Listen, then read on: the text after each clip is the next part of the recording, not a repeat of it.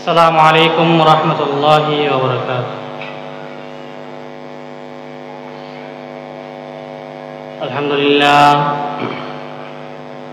الحمد لله نحمده ونستعينه ونستغفره ونؤمن به ونتوكل عليه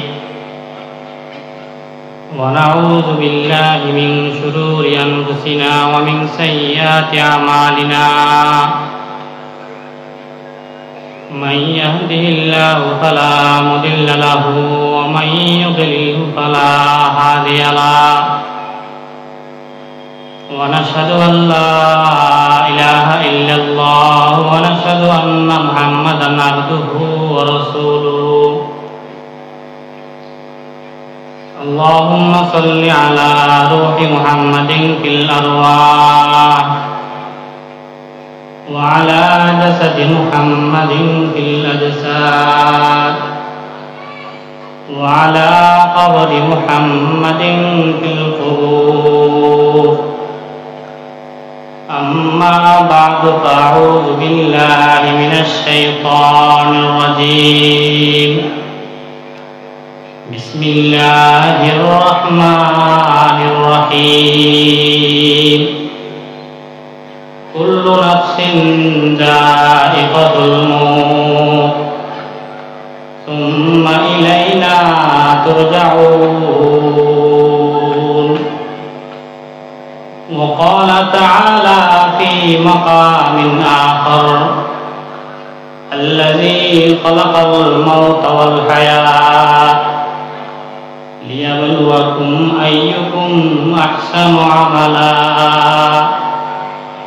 وقال النبي صلى الله عليه وسلم: الكيس من كان نفسه وعمل لما بعد الموت، أو كما قال النبي عليه الصلاة والسلام. سبحانك لا علم لنا إلا ما علمتنا إنك أنت العليم الحكيم.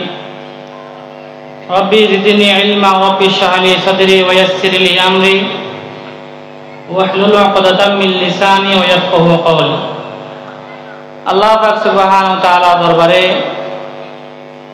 লাখ লাখ অনাদি অনন্ত শুকরিয়া সর্বপ্রথম আমি জ্ঞাপন করতেছি এই জন্য আমার মতো একজন যোগ্যকে নালায়েককে আপনাদের মতো দিনদার মুমিনদের সামনে বসার জন্য কিছু দ্বীনি আলোচনা আল্লাহ এবং আল্লাহ রাসূলের কথা বলার জন্য তৌফিক দান করেছেন, সেজন্য আমি শুকরিয়া আদায় করি আলহামদুলিল্লাহ। আপনারাও এই জন্য শুকরিয়া আদায় করেন। আল্লাহ রাব্বুল আলামিনের অগণিত মখলুকদের মধ্য থেকে সর্বশ্রেষ্ঠ জাতি মানুষ বানানোর পরে আবার সর্বশ্রেষ্ঠ ধর্ম, যে ধর্ম আল্লাহর কাছে মনোনীত, সে ধর্মের অনুসারী বানানোর পরে আল্লাহর ঘর মসজিদের সামনে আল্লাহর রাসূলের বাগান এর মধ্যে এসে কিছু দ্বীনি কথাবার্তা শোনার জন্য, বড় বড় উলামায়ে কেরামদের সোহবত নেওয়ার জন্য, তাদের থেকে দোয়া নেওয়ার জন্য তৌফিক দান করেছেন, সেজন্য আপনারাও শুকরিয়া আদায় করেন আলহামদুলিল্লাহ। কারণ অনেক মানুষ সুস্থ থাকা সত্ত্বেও বাজারে সাজারে হসপিটালে নিজের প্রয়োজনে অন্যের প্রয়োজনে দুনিয়াবি ব্যস্ততায় ফেঁসে আছে। সুযোগ থাকা সত্ত্বেও তাদের তৌফিক হচ্ছে না কিছু দ্বীনি কথাবার্তা শোনার জন্য। শুধুমাত্র খাওয়া দাওয়া এটা শুধু নিয়ামত নয়, ইবাদত করতে পারা এটাও একটা নিয়ামত। আল্লাহ পাক রব্বুল আলামিন আমাদেরকে মহব্বত করে এখানে নিয়ে আসছেন, সেজন্য আমরা সব সময় শুকরিয়া আদায় করব আলহামদুলিল্লাহ। আমি আপনাদের সামনে কালামে পাক থেকে মুখতাসর একটা আয়াত তেলাওয়াত করছি। আল্লাহ বলেন: কুল্লু নাফসিন যায়িকাতুল মাউত সুম্মা ইলাইনা তুরজাউন। এই আয়াতের অর্থ কি? এই আয়াতের অর্থ হলো যে প্রত্যেক প্রাণীকে মৃত্যুর স্বাদ গ্রহণ করতে হবে। শুধু মরে যাওয়া বান্দা এটা নয়, কোন প্রাণী মরে যাবে শেষ এটা নয়। সুম্মা ইলাইনা তুরজাউন, বান্দা মনে করতেছে মরলেই শেষ, মরলেই শেষ না, মরার পরে পুনরায় আমার কাছে আসতে হবে। মौत को समझा है गाफिल इख्तितामे जिंदगी, मौत को समझा है गाफिल इख्तितामे जिंदगी, दर हकीकत है वही सुबह दवामे जिंदगी। मौत को मकदूर समझो, मौत है हरदम करीब, कौन होगा यार तेरा गुर जाने के लिए। কবি তার কবিতার ভাষায় বলতেছে যে, ও দুনিয়ার মানুষেরা, তোমরা এই কথা মনে করিও না মরলেই শেষ। দুনিয়ায় যতদিন আছি আমোদ ফুর্তি করি, অন্যের হক খাই, যা ইচ্ছা তাই করি, মরলেই তো শেষ। কবি বলে মরলে শেষ না, মরা মানে উপরন্ত আরেকটা জীবনের শুরু। মौत को समझा है गाफिल इख्तितामे जिंदगी, मौत को समझा है गाफिल इख्तितामे जिंदगी, दर हकीकत है वही सुबह दवामे जिंदगी। बंदा মौत মানে হলো যে আরেকটা জীবনের ফজর মাত্র, একটা জীবন শ্রেষ্ঠত্বের জীবন। এটা সৃষ্টি কেন করছে?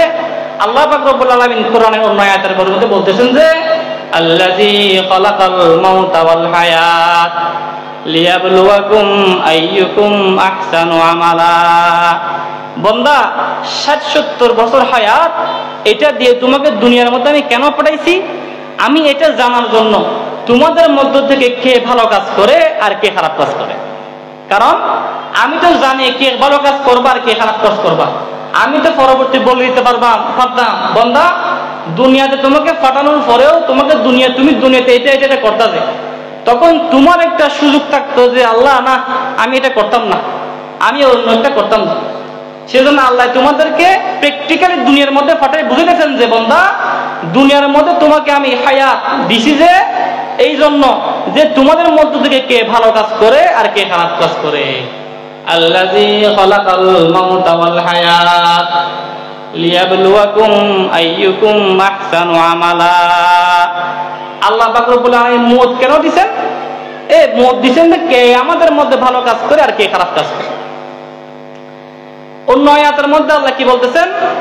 কুল্লু নাফসিন যায়িকাতুল মওত সুম্মা ইলাইনা তুরজাউন। প্রত্যেক প্রাণীকে মৃত্যু স্বাদ গ্রহণ করতে হবে।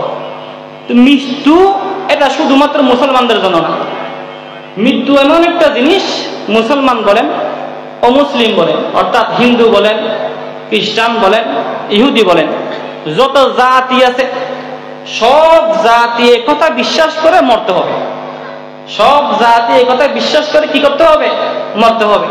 কিন্তু এই কথার মধ্যে অনেকে বিশ্বাস করে না, সুম্মা ইলাইনা তুরজাউন, প্রত্যেককে যে আল্লাহর সামনে দাঁড়াইতে হবে, দুনিয়ার মধ্যে কৃতকর্মের হিসাব দিতে হবে, এটা বিশ্বাস করে না। যারা বিশ্বাস করে এদের নাম হলো মুমিন। কুল্লু নাফসিন যায়িকাতুল মউত সুম্মা ইলাইনা তুরজাউন।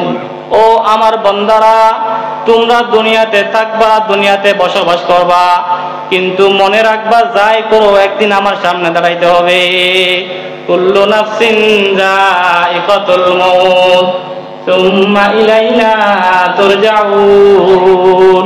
সেই জন্য দুনিয়ার হায়াতটাকে আমরা দামি বানাইতে হবে। দুনিয়ার হায়াত কিভাবে দামি বানাবো? প্রথমে দিলকে বুঝাইতে হবে যে দিল দুনিয়াটা থাকার জায়গা না।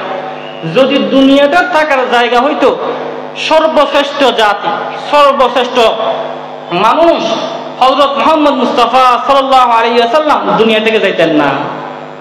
উনি দুনিয়া থেকে সবার আগে, অর্থাৎ খুব কম সময়ের মধ্যে দুনিয়া থেকে বিদায় নিয়ে গেছেন। মাত্র কয় বছর? 63 বছর হায়াতের মধ্যে। এটা দ্বারা কি বোঝা যায়? দুনিয়াটা থাকার জায়গা না। আল্লাহ সাল্লাল্লাহু আলাইহি ওয়াসাল্লাম কেন আসছিলেন? যে আল্লাহ সাল্লাল্লাহু আলাইহি ওয়াসাল্লাম আসছিলেন যে আমাদেরকে পথ দেখানোর জন্য। আল্লাহ সাল্লাল্লাহু আলাইহি ওয়াসাল্লাম আসলেন কি জন্য? আমাদেরকে পথ দেখানোর জন্য। পথ দেখানো শেষ, উনি চলে গেছেন। একটা ছোট্ট একটা ঘটনা, হযরত ওমর ফারুক রাদিয়াল্লাহু তাআলা আনহুর দরবারের মধ্যে সব সময় একটা ছোট বাচ্চা থাকতেন। সব সময় এটা কি থাকতেন? ছোট বাচ্চা থাকতেন। অন্যান্য সাহাবায়ে কেরাম বলতেন যে ব্যাপার কি, আমরা এত বড় বড় মুরব্বীরা মানুষ, মুরব্বীরা, এখানে ছোট বাচ্চাটা কি কাজ? ওই অনেক সময় আমরা মুরব্বীরা বড়রা কথা বললে ছোট একটা বাচ্চা ওইখানে ঢুকলে এই তোমার কি কাজ এরকম বলি। এগুলো ভাবে ওই ওমর ফারুক রাদিয়াল্লাহু তাআলা আনহুর দরবারে ওই ছোট বাচ্চা এই কথা এক কান দুই কান করতে করতে ওমর ফারুক রাদিয়াল্লাহু তাআলা আনহুর কানে গেছে যে ওমর ফারুক নিজের দরবারে ছোট একটা বাচ্চাকে ডাকে তার সলা পরামর্শক হিসেবে। তখন একদিন ওমর ফারুক রাদিয়াল্লাহু তাআলা আনহু বলতেছেন যে সাহাবায়ে কেরাম সবাই মিটিং এ আছে, আমি একটা প্রশ্ন করি উত্তর দিবা সবাই, কে পারবে উত্তর দিতে? তখন সাহাবায়ে কেরাম বলেন যে ইয়া খলিফাতুল মুসলিমিন, জি বলেন না কি প্রশ্ন? ওমর ফারুক রাদিয়াল্লাহু তাআলা বলেন যে ইজা জা নাসরুল্লাহি ওয়াল ফাতহু সূরা নাসর, এটা যে নাযিল হয়েছে এটার মাধ্যমে তোমরা কি বুঝো? তখন সাহাবায়ে কেরামরা কেউ কেউ বলতেছেন যে এটার দ্বারা বুঝি যে যখন নাকি মানুষের কাছে, মুসলমানদের কাছে কোনো ফাতহ আসবে, কোনো জয় আসবে, কোনো বিজয় আসবে, তখন আমরা বেশি বেশি কি পড়বো? তাসবিহ পড়বো, তাহলিল পড়বো, ইস্তিগফার পড়বো। একে একে বলতে বলতে ওই ছোট বাচ্চা ইবনে আব্বাস, ওই ছোট বাচ্চা যেটা দরবারে থাকতো ওকে জিজ্ঞেস করতে, ইবনে আব্বাস বলতো দেখি ইজা জা নাসরুল্লাহি ওয়াল ফাতহ এটা নাযিল করার দ্বারা আল্লাহ কি বুঝাইছেন? তখন ওই ছোট বাচ্চাটা বলতেছেন যে এটার দ্বারা বুঝাইছেন যে আল্লাহ রাসূল সাল্লাল্লাহু আলাইহি ওয়াসাল্লাম দুনিয়া থেকে চলে যাবে। এটার দ্বারা বুঝাইছেন যে আল্লাহ রাসূল সাল্লাল্লাহু আলাইহি ওয়াসাল্লাম দুনিয়া থেকে চলে যাবে। কেমনে? দুনিয়াতে আল্লাহ পাক রব্বুল আলামিন আল্লাহ রাসূলকে পাঠাইছেন যে দুনিয়ার মানুষকে হেদায়েতের রাস্তা দেখানোর জন্য। যখন হেদায়েতের রাস্তা দেখানো শেষ, আল্লাহ রাসূল সাল্লাল্লাহু আলাইহি ওয়াসাল্লামের কাজ শেষ। আল্লাহ রাসূল সাল্লাল্লাহু আলাইহি ওয়াসাল্লামের কাজ কি? শেষ। তো আল্লাহ রাসূল সাল্লাল্লাহু আলাইহি ওয়াসাল্লাম যখন কাজ শেষ, বিদায় যখন আসে গিয়ে ইসলামের, তখন আল্লাহ রাসূল সাল্লাল্লাহু আলাইহি ওয়াসাল্লাম দুনিয়াতে থাকার কোনো প্রয়োজন নাই। সেজন্য এটার মাধ্যমে বুঝাইছেন যে রাসূল সাল্লাল্লাহু আলাইহি ওয়াসাল্লাম খুব কাছে আন্তরিক দুনিয়া থেকে বিদায় নিয়ে যাবে।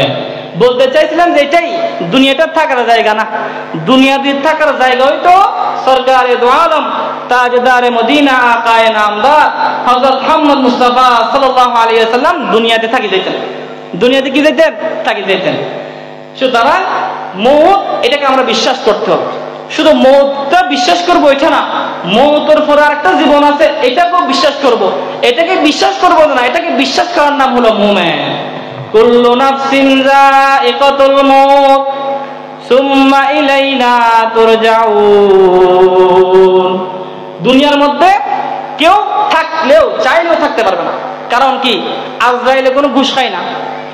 আজরাইল ঘুষ, রূহ নেওয়ার সময় আজরাইলকে ঘুষ দিয়ে থাকতে চাও, থাকার কোনো কি সুযোগ আছে?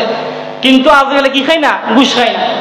আবার কবরে যাওয়ার পরে মুনকির নাকির যারা সওয়াল জবাব করবে, যারা তোমার কাছে দুনিয়ার কৃতকর্ম সম্পর্কে জানতে চাইবে, এরাও কি খান না? ঘুষ খান না। আবার কাফনের মধ্যে পকেট নাই, কাফনের মধ্যে কি নাই? পকেট নাই। পরিবার পরিজনরা দিয়ে দিবে সাথে করে টাকা পয়সা, যাও দুনিয়াতে তো যেখানে বাজো, হেলমেটের জন্য বাজো, টাকা দিয়ে দিলা, কোন একটা জমিনের দলিলের জন্য বাজো, টাকা দিয়ে দিলা, ছুড়ে গেলা। কবর এমন একটা জায়গা যেখানে কোনো কাজ চলবে না। হযরত উসমান রাদিয়াল্লাহু তাআলা আনহু মৃত্যুর ভয়ে, মওতের ভয়ে কবর দেখে দেখে খুব বেশি কান্না করতেন। মানুষের জিজ্ঞেস করতেন যে ও উসমান তুমি এমন করে কেন কান্না করো? হয়তো মওতের ভয়ে।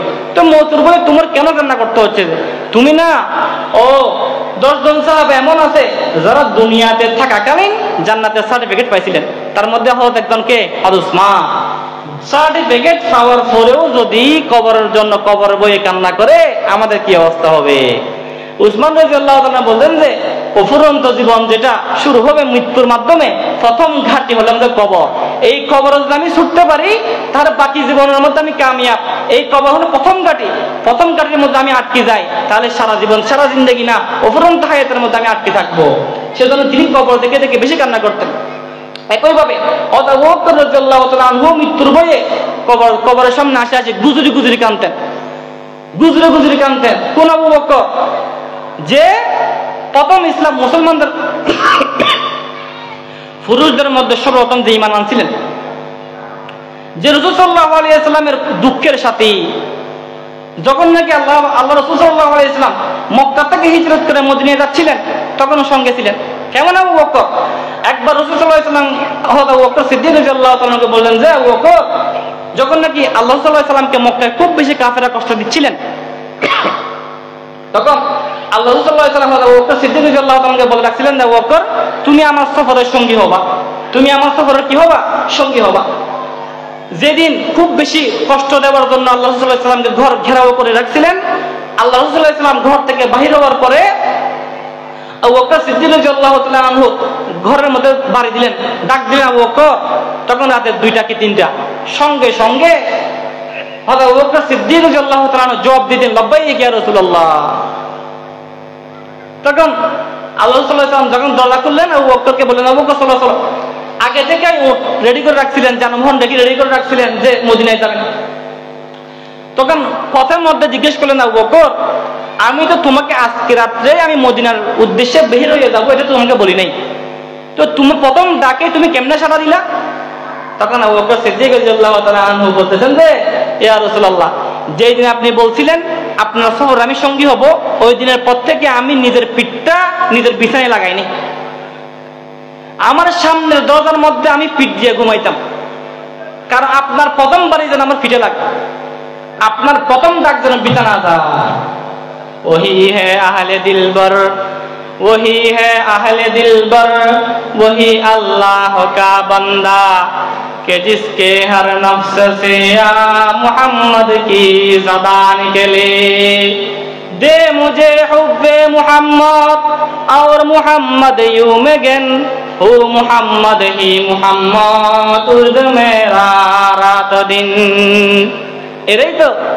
এরাই তো আসল মানুষ। একটা ডাক, রসুলের একটা ডাক যেন বিছানা যায়, সেজন্য সারা রাত তিনি সামনের দরজা মধ্যে ফিট লাগে ডাকতেন।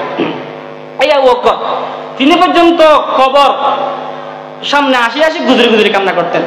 মানুষ জিজ্ঞেস করতেন যে আবু বকর তুমি এরকম করে কেন কান্না করো? আবু বকর বলেন যে কারণ তুমি তো সার্টিফিকেট পাই গেছো জান্নাতে, তুমি মরলে তো জান্নাতি। আবু বকর বলে যে রাসূল সাল্লাল্লাহু আলাইহি ওয়াসাল্লাম তখন দুনিয়া থেকে চলে গেছিলেন। আবু বকর বলতেছেন যে আল্লাহ সাল্লাল্লাহু আলাইহি ওয়াসাল্লাম যখন দুনিয়াতে ছিল তখন মনে সাহস ছিল, আল্লাহ সাল্লাল্লাহু আলাইহি ওয়াসাল্লাম তখন দুনিয়া থেকে চলে গেছেন, মনে হচ্ছে যে আমি এমন কাজ করতেছেন আমার জান্নাতের লিস্ট থেকে আমার নাম কাটে গেছে মনে হয়। কি বলে কান্না করতেছে? বলতেছে আল্লাহ মানুষ না মানে আমাকে গাছ বানাইতা, বাঁশ বানাইতা, গরু ছাগলে খাই ফেলতো, মানুষের রান্না করে তরকারি খাইতো, ভাত খাইতো, আমার আপনার সামনে দাঁড়িয়ে জবাব দেওয়া হইতো না, লাগতো না। এখন আপনি মানুষ বানাইছেন, আমাকে তো আপনার সামনে দাঁড়াইতে হবে। ওয়ালিমান খাফা মাকামা রাব্বিহি জান্নাতান, ওয়ালিমান খাফা মাকামা রাব্বিহি জান্নাতান। যেই ব্যক্তি আল্লাহর সামনে দাঁড়াইতে হবে এই ভয়ে কি ছাড়ে দিবে? গুনাহ ছাড়ে দিবে। আল্লাহ বলে তাকে জান্নাত কয়টা? 2টা। আবু বকর সিদ্দিক রাদিয়াল্লাহু তাআলা বলেন যে আল্লাহ গাছ বানাইতা, লতা পাতা বানাইতা, গরু খাই ফেলতো, আপনার সামনে দাঁড়াইতে দাঁড়াও লাগতো না, এখন মানুষ বানাইছে। আবু বকর সিদ্দিক রাদিয়াল্লাহু তাআলা এরকম করে কান্না করতেন। ইসলামের প্রথম খলিফা হযরত আলী রাদিয়াল্লাহু তাআলা মওতের ভয়ে কিভাবে কান্না করতেন? মিম্বরের দিকে যাইয়া এমন ভাবে কান্না করতেন যে হিক্কানি উঠে যেত। হযরত আলী রাদিয়াল্লাহু তাআলা মওতের ভয়ে, কবরের ভয়ে। এই কবর এমন একটা জায়গা যেটা পরকালের প্রথম ঘাঁটি। মौत को समझाएगा फिल इख्तितामे जिंदगी, मौत को समझाएगा फिल इख्तितामे जिंदगी, दर हकीकत है वही सुबह दवामे जिंदगी, मौत को मत दूर समझो मौत है हर दम करीब, कौन होगा यार तेरा गुर जाने के लिए। অনেকে তো মহব্বত করে, মায় মহব্বত করে, বাবায় মহব্বত করে, ভাই করে, বোনে করে। এমন কোন ব্যক্তি আছে আমি মারা যাওয়ার পরে আমার কবরে যাবে, একদিন কান্না করবে, 2 দিন কান্না করবে, 3 দিন থেকে একটু কমবে, 4th দিন একটু কমবে, 5ম দিন এমন কমবে। দেখি মনে করেন তো আমার দাদার কথা আমি কয়বার স্মরণ করি, আমার পরদাদার কথা আমি কয়বার স্মরণ করি, তারপরে তার নাই বললাম। একই সময় আমাদের ভবিষ্যৎ, আমাদের নাতি পুতি 100 বছর পরে আমাদের কি হালত হবে? আমাদের ঘরে যারা বসবাস করবে এরা আমাদেরকে চেনে? আমরা যেরকম আমাদের পরদার নাম নিচ্ছি না, তার বাপের নাম দিচ্ছি না, একইভাবে আমাদের ঘরে যারা 100 বছর 150 বছর পর বসবাস করবে এরা তো আমাদেরকে চিনবেও না। আমাকে যদি বলা হয় আমার দাদা না বাপ বংশধারা বলার জন্য আমি হয়তো বাপের নাম, দাদার নাম, প্রজার নাম পর্যন্ত বলতে পারবো, তার আগের আর নাই। একইভাবে আমাদের ঘরে যারা আসবে, পরবর্তী নসল যারা আসবে, পরবর্তী বংশ যারা আসবে, এরা হয়তো তার বাপের নাম, তার বাপের নাম দুই একটা বলতে পারবে, আর নেই। তারাও ইসলাম সওয়াব করবে কার জন্য? বাপের জন্য, দাদার জন্য। পর্দার জন্য আমরা কয়জনে করি? আমরা পর্দার জন্য ইসলাম সওয়াব কয়জনে করছি? আমার নানার বাপের জন্য আমরা কয়জনে করছি? একই জায়গায় তো আমরাও যাব। সেই জন্য মৌতকে কখনো ভুলবো না। মৌত হলো সুনিশ্চিত এমন একটা বিষয় যেটা কি একদম নিশ্চিত। এমন কোন মানুষ নাই যে বিশ্বাস করে মৃত্যুবরণ করতে হবে। তো কি করব? ওদের মৃত্যুর আগে তো আমরা তো মরবো, তো মরার প্রস্তুতি কিভাবে নিব? ওদের মরার প্রস্তুতি নিব যে মুতু কবলাং তামুতু, মরার আগে মরে যাওয়ার দ্বারা। মরার আগে কিসের দ্বারা? মরে যাওয়ার দ্বারা। মরার আগে যদি মরে যায় তাহলে এটাই হবে মৃত্যুর পূর্ব প্রস্তুতি। কিভাবে? একটা সওদাগর একটা তুতা পাখি পালতো, তুতা পাখি। একটা ঘটনা বলে আপনারা বুঝবেন। একটা বড় সওদাগর একটা তুতা পাখি পালতো। আমার কথা বুঝতেছেন তো আপনারা? একটা তুতা পাখি পালতো। তুতা পাখি বুঝেন তো? ও কথা বলতে পারে পাখি। একদিন সওদাগর বাজারে যাচ্ছেন, শহরে যাচ্ছেন। ঘরের মানুষ সবাইকে বলতেছেন যে ও আমার বিবি, আমার মেয়ে, আমার ছেলে, আমি শহরে যাচ্ছি, চট্টগ্রাম শহরে যাচ্ছি বা ঢাকা শহরে যাচ্ছি, তোমাদের কার কি লাগবে কি বলো? বলে না? ঘরের মধ্যে যদি বাপ থাকে, নানা থাকে, দূরে যদি কোথাও যায় বলে যে আপু বলো দেখি তোমার জন্য কি আনবো? বলে না? একাই সওদাগর তার মেয়েকে বলতেছে, ছেলেকে বলতেছে আমু বলো তোমার জন্য কি আনবো, বলো তোমার জন্য কি আনবো? বউ বললো আমার জন্য এটা আনবা, মেয়ে বললো আমার জন্য এটা আনবা, ছেলে বললো আমার জন্য এটা আনবা। তখন প্রত্যেক জনের অর্ডার নিয়ে প্রত্যেকে যা যা নিবে তা শুনিয়া সওদাগর ঘর থেকে বাইরে হইল। বাইরে ওরা যাওয়ার পরে ওই বারান্দায় তোতা পাখিরা ডাক দিল যে ও আমার মালিক, তুমি কোথায় যেতেছ? সাজিয়া পড়িয়া কোথায় যেতেছ? মনে হচ্ছে খুব দূরে যাইবা। তখন সওদাগর বলল যে ও আমার তোতা, হ্যাঁ আমি চট্টগ্রাম শহরে যাচ্ছি। ঘরে সবার থেকে জিজ্ঞেস করছে কি আনবো, সবাই তাদের প্রয়োজনের কথা বলছে, দেখি তুমি বলো তোমার জন্য কি আনবো? তখন তুতাই বলে যে ও আমার মালিক, আমার জন্য কিছু আনতে হবে না। যখন শহরে ঢুকবেন, শহরে ঢুকার মুখের মধ্যে একটা দেখবেন বট গাছ আছে। বট গাছ বুঝেন তো? একটা বট গাছ আছে। এই বট গাছের মধ্যে আমার মতো কতগুলো তোতা দেখবেন তো এখানে ডাকাডাকি করতেছে। আমার জন্য যদি আপনি সত্যি কিছু আনতে চান, কিছু করতে চান, শুধু একটা সালাম আমার পক্ষ থেকে তাদেরকে পৌঁছাই দিবেন। বলবেন যে আপনার ঘরে একটা তুতা আছে, ওই তুতা তোমাদেরকে সালাম বলছে। আচ্ছা ঠিক আছে, এটা তো টাকা পয়সা খরচ নাই, কোনো খরচ নাই। আচ্ছা ঠিক আছে। বাস সওদাগর চলে গেলেন শহরে। ওই শহরে ঢুকতে দেখে বট গাছ, ওইখানে তুতা পাখিগুলো কিচির মিচির ডাকতেছে। ওইগুলো দেখে নিজের ঘরে তুতার কথা মনে পড়ে গেল।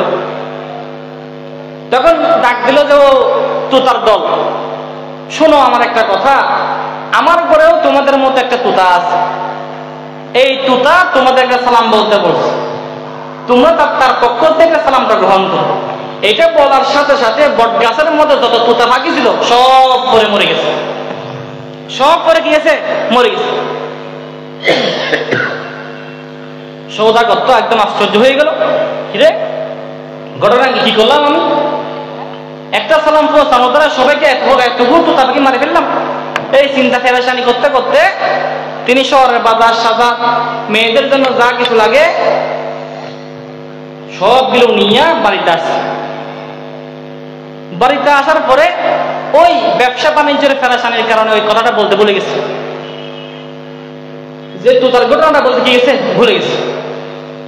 হঠাৎ একদিন তুতা পাখির দরজা দিয়ে যখন বাড়িতে তুতা পাখি ডাক দিছে, ও আমার মালিক, আপনাকে তো আমি কাজ দিয়েছিলাম, ওই কাজটা কতটুকু হয়েছে? আপনি কি বলছিলেন আমার সালাম? তখন সওদাগর বললেন যে ও আমার তুতা, তুমি আমাকে কি করলাম? আমি তো তোমাকে আমার ব্যবসা বাণিজ্যর ব্যস্ততার কারণে তোমাকে আমি খবরটা বলতে ভুলে গেছি। তোমার পক্ষ থেকে তো আমি সালাম পৌঁছাইলাম, কিন্তু তোমার সালাম পাইয়া তো সব মরে গেছে। কি করলা তুমি আমার দিয়া? এতগুলো জান তুমি হত্যা করলা আমার মাধ্যমে। এইটা শোনার পরে জুরের ভিতর যত তাবাকি ছিল সেটাও মরে গেছে, সেটাও কি গেছে, মরে গেছে। হায় হায়, সৌদাগর বলে কি করলাম আমি? ওইদিকে এক পরিস্থিতি, এদিকে আরেক পরিস্থিতি, ওইদিকে এক কাণ্ড ঘটাইলাম আমি, এদিকে আরেক কাণ্ড ঘটাইলাম আমি। অনেক তুতা পাখিকে ধরে ধরে কান্নাকাটি করছে। ওই ঘরের মধ্যে অনেকে বিড়াল পালে, কুকুর পালে। মানুষ বললো এত কান্নাকাটি করে না, কুকুরের বিড়ালের মধ্যে দেওয়ার কান্না করে। অনেকক্ষণ কান্না সান্না করার পরে ঘর থেকে বউ ডাক দিল সৌদাগরের, যে মরা তুতা পাখি একটা নিয়ে তুমি কতক্ষণ বসে থাকবা? কিছুক্ষণ করে গন্ধ বাইরে হবে, তাও ফেলে দিয়ে আসো। তখন তুতা পাখিটা নিয়ে হাতে ধরে একটু জঙ্গলের দিকে নিয়ে বাসায় দিল, নিক্ষেপ করে দিল, মেলা দিল। দেওয়ার সাথে সাথে তুতা পাখিটা ফুরুত করে ওর গাছের ডালে বসে। সৌদাগর তো অবাক, কিরে তুতা তুই মরস নাই? তখন আমি মরি নাই। তো তুমি কি ঘটনা ঘটালি এটা? ওইদিকে ওদেরকে বললাম, ওরা মরে গেল, ওদের কথা তোকে বললাম, তুই মরে গেলি, আবার তোকে ফেলে দিলাম, তুই দেখে আবার উড়ে আবার গাছে বসলি, ঘটনা কি? ফলে ঘটনা হইল যে অনেকদিন যাবত আমি আপনার কাছার মধ্যে বন্দী। আমি তো স্বাধীন চেতা মানুষ, স্বাধীন চেতা বাকি, কয়দিন বন্দী থাকবো? আমি আমার জাতি ভাইদেরকে জিজ্ঞেস করলাম যে আমি তো বন্দী আছি, এই বন্দী থেকে আমি মুক্তি কিভাবে পাবো? তখন ওরা তো কথা বলতে পারে না, আর কথা বলতে পারলেও এরা যদি আপনাকে বলে দেয় যে আমি এরকম করি, তাহলে তো আপনি জানিয়ে যাবেন। এরা বলছে যে যদি তুমি বন্দী থেকে মুক্তি পেতে যাও, যদি খাঁচার ভিতর যদি মরার আগে যদি তুমি বাঁচতে চাও, মরার আগে মরি যাও। মরার আগে কি যাও? মরি যাও। যদি মরার আগে মরি যাইতে পারো, দুনিয়ার খাঁচার থেকে তুমি মুক্তি পাই যাইবা। ওরা যখন আপনাকে আপনার সালাম পাইয়া মরে গেল, একই কথা যখন আমাকে বুঝাইলো যে ওরা মরে গেছে, তখন এরা আমাকে বুঝাইছে যে তুমিও মরে যাও, তুমিও মুক্তি হয়ে যাও। একইভাবে মানুষ, ও আমার মহাব্বতের মানুষেরা, আমরাও যদি দুনিয়ার হায়াত থেকে মুক্তি পেতে চাই, আখিরাতের হায়াত থেকে মুক্তি পেতে চাই, আমরাও মরার আগে মরে যাইতে হবে। কিভাবে মরার আগে মরে যাব? হিসাব করব, আমার জিন্দেগির হায়াত কতটুকু হয়েছে। 30 বছর 40 বছর হায়াত আমি কাটাইছি, কতটুকু সময় আমি 20-25 বছর সময় তো আমি হেলায় অবহেলায় কাটাইছি। বাঁচবো কয় বছর? এখন তো বেশি দিন বাঁচে না, 50 বছর, 60 বছর, 70 বছর বাকি হায়াত। এই হযরত বলেছে রহমাতুল্লাহ বলতো যে ফোয়া বুড়ো জোয়ান মতুল্লাহ ফোয়া, ফোয়া বুড়ো জোয়ান মতুল্লাহ ফোয়া। জোয়ান বলেন, যুবক বলেন, বুড়া বলেন, আর ছেলে বলেন, মৃত্যুর জন্য কোনো বয়স নাই, সবাই একসঙ্গে। সেজন্য নিজের জীবনটাকে আমরা ক্যালকুলেট করবো, হিসাব করব, কতটুকু আমি অর্জন করলাম, কতটুকু আমি ইবাদত করলাম, কতটুকু আমি সওয়াব অর্জন করলাম। যদি এরকম আল্লাহ হাসিবু ক্বাবলা আন তুহাসাবু, আল্লাহ আমাদের থেকে হিসাব নেওয়ার আগে যদি আমরা নিজে হিসাব করে রাখতে পারি যে আজকের দিনের মধ্যে আমি 5 ওয়াক্ত নামাজ পড়ছি, এটা করছি, এটা করছি, ও একটা গুনাহ করে ফেলছি, আল্লাহ গুনাহ মাফ চাইতেছি। এরকম করতে করতে করতে করতে এক সময় দেখবেন যে আপনার জিন্দেগির হিসাব আপনার হাতের মুঠোয় আসে। হযরত হাসান বসরি রাহমাতুল্লাহ, হাসান বসরি হাসান বসরি ছিলেন না, তিনি ছিলেন যে একটা ব্যবসায়ী। উনি হীরা আর মুক্তার ব্যবসা করতেন। উনি রোম, ইতালির মধ্যে ইতালির যে গভর্নর বাদশাহ, ওই বাদশাহ একজন উজির মানে মন্ত্রী ছিলেন তার দুস্থ, কে? হাসান বসরি রাহমাতুল্লাহ আলাইহি। উনি যখন রুমে যাইতো তখন ওই দুস্থর বাড়িতে উঠতেন, মন্ত্রীর বাড়িতে উঠতেন, মন্ত্রীর বাড়িতে উঠতেন। একদিন তিনি ব্যবসা বাণিজ্যের উদ্দেশ্যে রোম গেলেন, ইতালি গেলেন। ইতালি যাওয়ার পরে দুস্থর যে রোমের উজির মন্ত্রী তার বাসায় উঠলেন। আগের বার যতবার আসতো প্রত্যেকবার হাসান বসরি রাহমাতুল্লাহ আলাইহি নিয়ে শহরের বিভিন্ন জায়গায় দেখাইতেন। দুস্থ আসলে দেখাই না আমরা, এরকম দেখাইতেন। এবার আসার পরে হাসান বসরি রাহমাতুল্লাহ আলাইহি দুস্থ বলতেছেন, দুস্থ তোকে তো প্রত্যেকবার আমি শহরের বিভিন্ন দর্শনীয় স্থানে দূর দেখাইতে নিয়ে যায়, কিন্তু তোকে আজকে আমি এমন একটা জায়গায় নিয়ে যাব যেটা আর কখনো সুযোগ হয় কিনা জানি না। হচ্ছে কি? হচ্ছে আগামীকাল আমাদের বাদশার প্রধানমন্ত্রী একটা অনুষ্ঠান আছে, তোকে আমি সেখানে নিয়ে যাবো। আচ্ছা ঠিক আছে। ইতালির বাদশা রাজ দরবারের অনুষ্ঠান কতজনে দেখতে পারে। পরের দিন হইলো নিয়ে গেল। নিয়ে যাওয়ার পরে দেখতে পাবেন একটা ফুল বাগান, ওই ফার্ম হাউস, ওইখানে দেখতেছে একটা ফুল দেব একটা কবর। দেখতেছেন যে ওইখানে কিছু সেনাবাহিনী, অর্থাৎ ওইখানে সিকিউরিটি গার্ড একদম সর্বোচ্চ পর্যায়ের, ওইখানে যাইয়া বিট বিট বিট বিট কি করে করার পর একটু কান্নাকাটি করছে, আবার চলে আসছে। একটু পরে দেখতেছে যে কিছু ডাক্তার ওইখানে যাইয়া কি বিট বিট বিট বিট করে আবার চলে আসে। আবার একটু পরে দেখলেন যে আর এখন কেউ না, স্বয়ং বাদশা। বাদশা ওই কবরের পারে যাইয়া কি কি কতগুলো বলে কান্না করছে। হাসান বসরি রাহমাতুল্লাহ আলাইহি বলতেছেন যে দোস্ত, ঘটনা কি? এটা কি এমন কি কবর যে কবরের মধ্যে সবাই আসে দেখি কি বিট বিট করে আবার কান্নাকাটি করে আবার চলে যায়? ঘটনা কি? স্বয়ং বাদশা পর্যন্ত কান্নাকাটি করতেছে, ঘটনা কি? তখন ওই মন্ত্রী উজির দোস্ত হাসান বসরি রাহমাতুল্লাহ আলাইহি ইনি বলতেছেন, দোস্ত একটা করুণ কাহিনী আছে। বলে কি কাহিনী? বলে আমাদের বাদশার একটা মাত্র সন্তান, যে পরবর্তী এই সিংহাসনে বসার কথা, কিন্তু এই সিংহাসনে বসার আগে এমন একটা রোগ হয়েছে তার, এমন একটা অসুখ হয়েছে তার, সে কিছু অল্প দিনের মধ্যে সে মৃত্যুবরণ করছে, মারা গেছে। কিন্তু তার জন্য এমন কোন চেষ্টা নাই যা করা হয়নি। ওই যে প্রথম যে দেখছো সেনাবাহিনীর মতো সিকিউরিটি ফোর্স, এরা আসি বলতেছে যে ও বাদশার সন্তান, ও আমাদের রাজকুমার, জানি তুমি আমাদের থেকে ভালো আছো, কিন্তু দুনিয়ার হায়াতের মধ্যে এমন কোন যদি দুশ্মন তোমাকে আটকায় রাখতো, যদি আমাদের জান দেওয়া লাগতো, জান দিয়ে হলেও তোমাকে তার থেকে আমরা সরাই আনতাম, কিন্তু তোমাকে এমন একটা জিনিস মৌত মৃত্যু গ্রাস করছে যেখান থেকে বাঁচাই আনার মতো শক্তি আমাদের কাছে না। আচ্ছা বুঝলাম। তো পরবর্তী আরেকটা ডাক্তারের কতগুলো আসছে, এগুলো কি হবে? এগুলো হলো যে এই ইতালির সর্বশ্রেষ্ঠ একদম গ্রাজুয়েট সর্বোচ্চ ডিগ্রিধারী যেগুলো ডাক্তার, এই ডাক্তাররা আসি বলতেছে যে ও বাদশার ছেলে, আমাদের রাজকুমার, যদি দুনিয়ার মধ্যে এমন কোন চিকিৎসা থাকতো যে চিকিৎসার মাধ্যমে তোমাকে মৃত্যু থেকে আমরা বাঁচাই আনতে পারতাম, সেই চিকিৎসা তোমাকে প্রয়োগ করার মাধ্যমে হলো নিজের জান দিয়ে হলো তোমাকে বাঁচাই আনতাম, কিন্তু মৃত্যু মৌত, এই মৃত্যু থেকে বাঁচানোর মতো আমাদের কোন শক্তি না। ওই যে ঢাকার একদম বড় প্রভাবশালী ওই মিলেনিয়ার যমুনা গ্রুপের মালিক, করোনা যখন হয়েছিল তখন ডাক্তারকে বলছিল যে ডাক্তার, আমার যা সম্পদ আছে, ও যমুনা ফিউচার পার্ক আর যা যা আছে এগুলোর মালিক, আমার যা সম্পদ আছে এই সম্পদের অর্ধেক তোমাকে দিয়ে দিব, তারপরও আমাকে বাঁচাও। কিন্তু বাঁচাইতে পারে না। মौत को समझा है गाफिल इख्तितामे जिंदगी, मौत को समझा है गाफिल इख्तितामे जिंदगी, दर हकीकत है वही सुबह दवामे जिंदगी। मौत খুব ভয়ঙ্কর, মৌত খুব ভয়ঙ্কর। ওই ডাক্তাররা বললেন যে এই মৃত্যু থেকে বাঁচানোর মতো ওষুধ তো আমার কাছে না।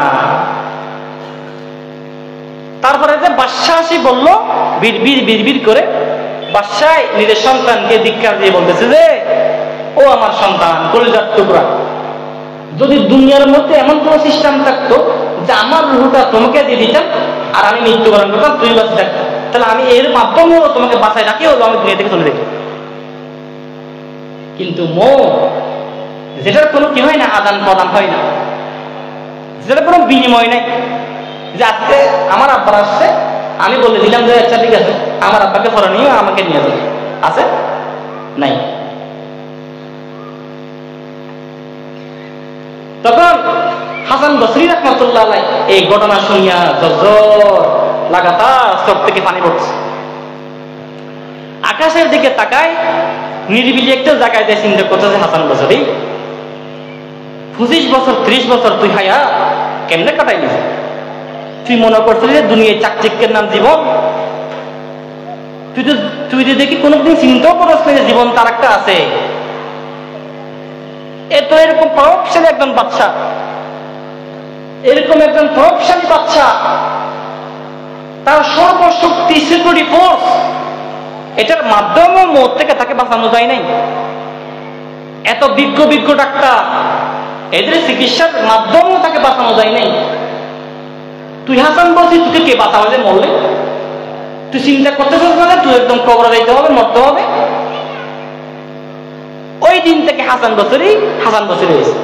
আব্দে ওয়াহিদ খান হাসান বসরি আলিয়ে ফখরেদি সৈয়দুল কৌনাইন ফখরুল আলমী বুশরা নবী পাকে কুন কলবে মুরাতু আজ খিয়ালে গায়রে খেজ বাহরে জাতে খুদ শফায়ম দাহরে আমরাজে দিলি। ওই দিনের পর থেকে এই মৃত্যু থেকে শিক্ষা নিয়ে হাসান বসরি হয়েছে। সেই জন্য এই যে 42 রহমতুল্লাহের কথাটা আমি পুনরায় স্মরণ করে দিচ্ছি। জোয়ান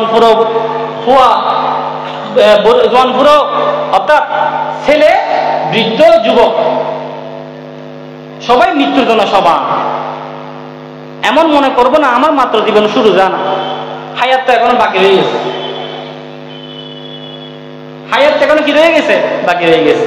সেজন্য প্রত্যেক দিন মৌতের জন্য প্রস্তুতি। যে ব্যক্তি বলে প্রত্যেক দিন 20 বার মৌতের কথা স্মরণ করবে, সে নাকি মরলে জান্নাত, সে মরলে কি জান্নাত। তো প্রত্যেক দিন মৌতের কথা আমরা চিন্তা করব। মৌতের কথা চিন্তা করলে কবরের ভয় আসবে। দুনিয়ার মধ্যে না যা ইচ্ছা তা করলেন, দুনিয়া থেকে অন্য জমি খাইলেন, বিচার পাইলেন না, ঘুষ দিলেন। হ্যাঁ, पहाड़ी पार कर जाएंगे जमी पर जलजला होगा मोहम्मद तख्त पर होगा अदालत पर खुदा होगा। कियामत যেদিন বিচার কি বরাবর, যেদিন মায় ছেলেকে চিনবে না, ছেলে বাপকে চিনবে না। ইয়াউমা ইয়াফিরুল মারউ মিন আখি ওয়া উম্মিহি ওয়া আবি ওয়া সাহিবাতিহি ওয়া বানি। যেদিন কেউ কাউকে চিনবে না। এই দুনিয়া থাকবে না। দুনিয়াতে যত জেলে জুলুম করতেছ, ঘুষ দিয়ে সুদ খাইয়া, এই দুনিয়াতে চলবে যেগুলা। যেদিন দুনিয়া ধ্বংস হয়ে যাওয়ার পরে পুনরায় যখন বিচার কার্য শুরু হবে, যার হক যেটুকু, একটা গরু একটা ছাগলকে মারছে, কিয়ামতের দিন পুনরায় তাদেরকে সৃষ্টি করা হবে। ছাগলকে ওই গরুর শক্তি দেওয়া হবে, বলবে গরুকে মারো, মারার পরে আবার বরাবর মাটি করে জমি পাহাড়ি পার করে যাएंगे जमी पर जलजला होगा मोहम्मद तख्त पर होगा अदालत पर खुदा होगा कुल्लु मन अलैहा फान व यबका वजहु रब्बिका जुल जलाली वल इकराम। এই দুনিয়া শেষ, আরেকটা পৃথিবী, আরেকটা আখিরাত, আরেকটা জিন্দেগি শুরু হবে। ওই আখিরাতের জিন্দেগি প্রস্তুতি নিতে হবে। সুতরাং বাস করব দুনিয়ায়, শ্বাস করব আখিরাতে। দুনিয়াতে চলাফেরা করলেও সবসময় আখিরাতে চিন্তা নিয়ে চলবো। মৌতকে স্মরণ রাখিয়া, মৌতকে ভয় পাইয়া, আল্লাহ এবং আল্লাহ রাসূলের কথা মতো চলিয়া দুনিয়া থেকে যাওয়ার আমাদেরকে তৌফিক দান করো।